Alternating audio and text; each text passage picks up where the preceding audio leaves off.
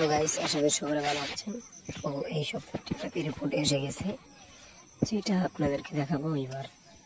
তো এটা কিন্তু আপনারা যেভাবে টিআরপি আসতেছে আপনারা দেখছেন না, 9:30টার সময় দেওয়া হলো। তো টিআরপির মধ্যে এত কম টিআরপি, মাত্র এত কম টিআরপি দেখা হয় না। তো একটা মিথ্যা গুজব ছড়িয়েছিল যে একটি নোটিশ দেওয়া হয়েছে যে সিআইডি বন্ধের জন্য।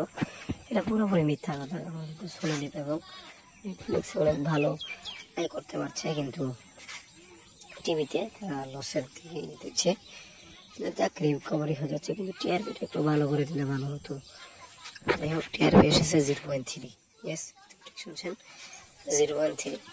তো এতটুকুই খবর ছিল। আর গোপাল ভাঁড়কে দেখেন, অবশ্যই জানাতে হবে গোপাল ভাঁড় পর্ব চলতেছে। আমি মনে করি গোপাল ভাঁড় নতুন করে করা উচিত, ভালো করে সুন্দর করে ফালানো উচিত, এটাই আমার আশা। গোপাল ভাঁড় যেন এক ঘরে গল্পের হয়ে গেছে আমার কাছে মনে হয়। তো থ্যাংক ইউ ফর ভিডিওটি দেখার জন্য, ধন্যবাদ।